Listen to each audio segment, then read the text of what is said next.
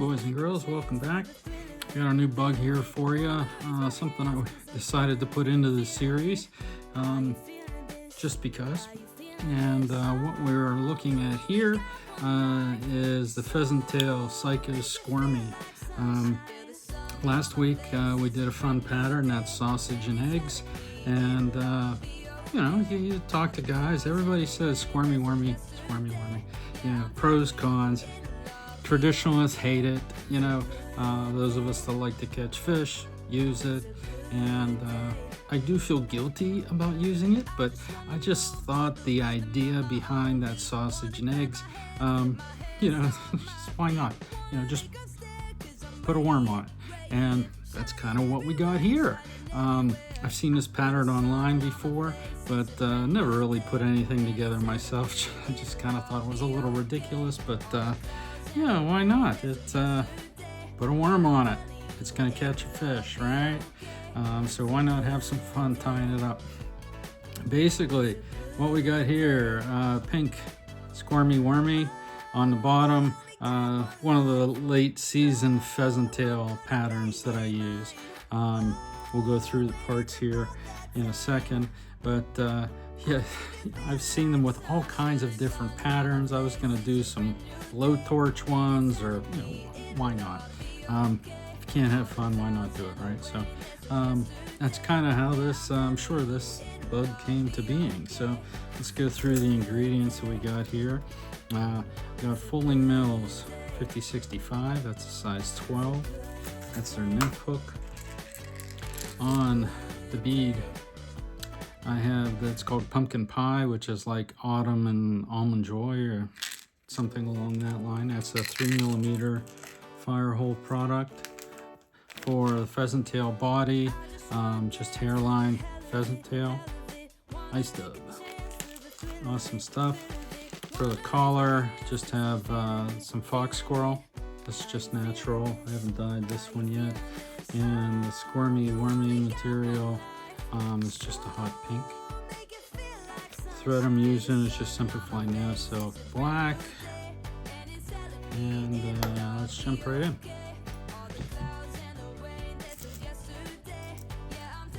Some of these flies, you know, you go to some of these national sites, and I try to pay attention not just to what they're tying, but who is tying them. And Fulling Mills has, you know, a lot of pro tires and things like that. You get into some of these other sites, and I've heard the comment before that, you know, fly shops tie flies to sell to fishermen, not necessarily to catch fish. And I'm pretty sure this might fall into that category. So, to get started here.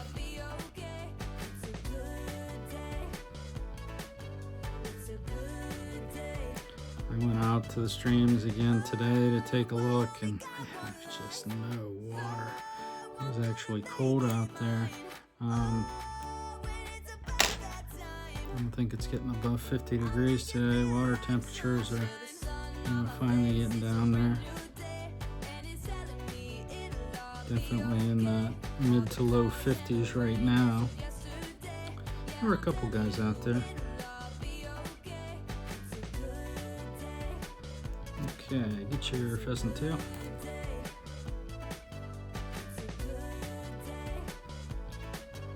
Put this down around the bend. The idea that I like about this pattern is to make one side or the other of the bug more prominent. So I'm making the pheasant tail part of it kind of beefy, and just kind of limiting the you know, the squirmy wormy length, and you know, just kind of makes it seem like, oh, what is that? Because that's how fish think.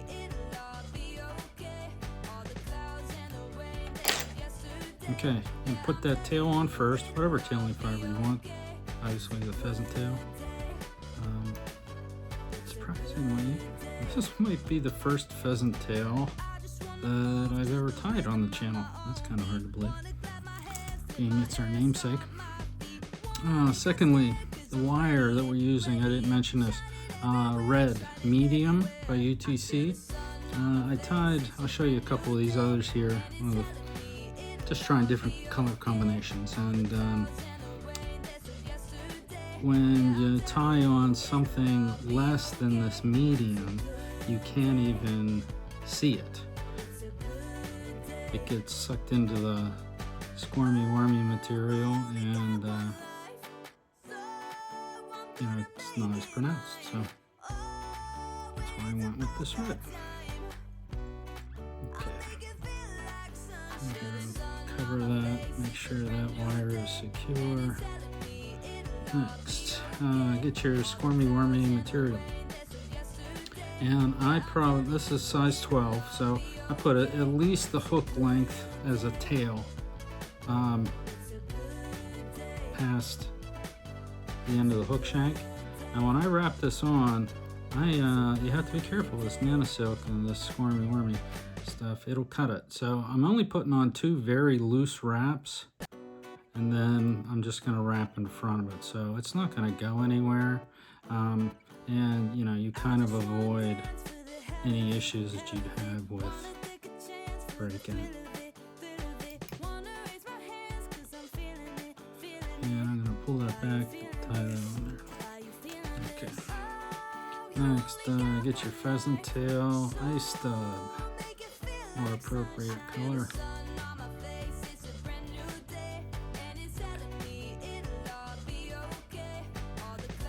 You can make this thing as obnoxious as you want. I was going to put a hot pink collar on it, but even I shied away from that for your sakes. Alright, I'm just going to dub this up to the top. Like I said, I kind of wanted this a little bit bulky because you want this to be pronounced part of it, and you're going to dub the whole way up to the bead. So once you get up there, we're going to take your squirmy wormy material, and all we're going to do is just lay it over the top. I'm not going to tighten it, just going to kind of let it hang there. And again, I'm just going to put one wrap on there. Make sure it's on the top of the hook, and then just going to let that string pinch that off, so not real tight. So this is what we got. Okay, your wire is underneath.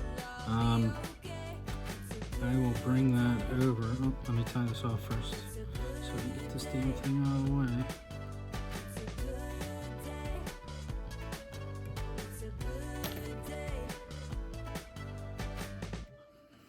Okay, we're gonna hang it.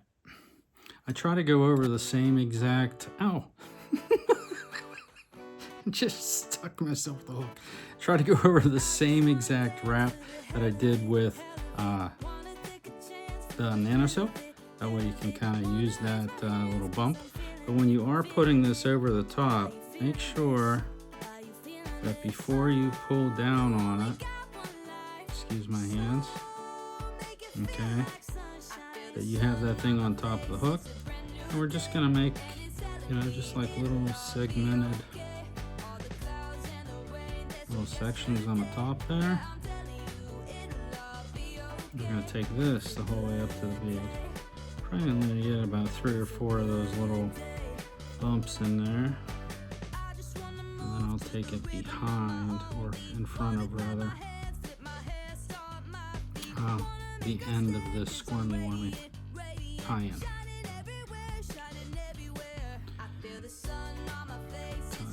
off.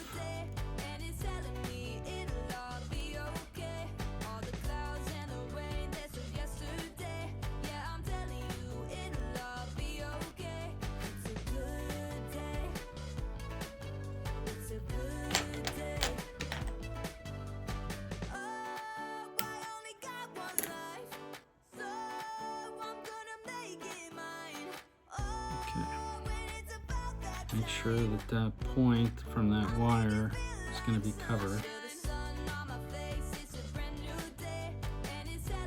because you know, it'll cut that wormy, squirmy wormy material too.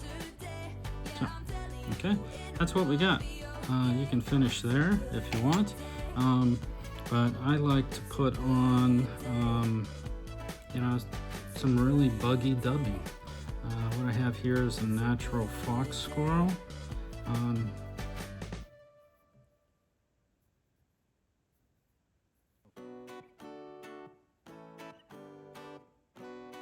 I like to leave some of that, you know, that underdubbing. I'm not quite sure the technical term for it, but it's the real downy stuff, you know, that's real close to the skin, especially with this fox squirrel, because the fibers are real long on their guard hair. So I'll show you here once we brush this out a little bit. But you do want to put that collar in over top of, you know, the squirmy wormy.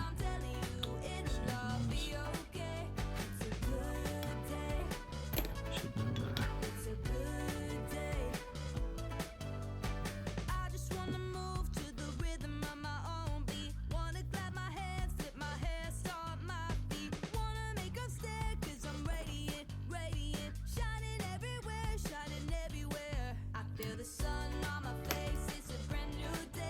Okay, so we tie that off. I'm going to cut this string off. I'm going to cut this worm. Try to cut it even front and back. That way you can make sure that you know, it doesn't foul the hook, like get stuck in things along that line from the top. Okay, we got it there. What I was saying about that underdubbing.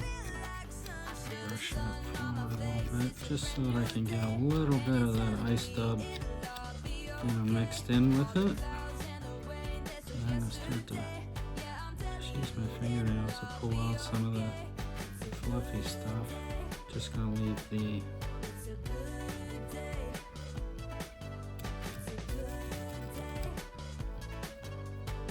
guard hairs in place. That way it looks buggier.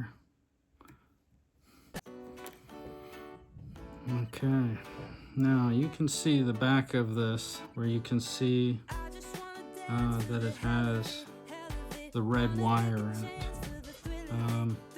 This one here, you know, we cannot. That's just a silver, that was the small wire by UTC. So if you want to keep this bug more prominent, make it a little bit buggier. If you want this to be more prominent, make that a little bit bigger. Yeah, this is what making bugs like this does to me. Okay, so pheasant tail, Psycho Squirmy, go catch a fish. Alright guys, we'll see you in a week or so. Thanks.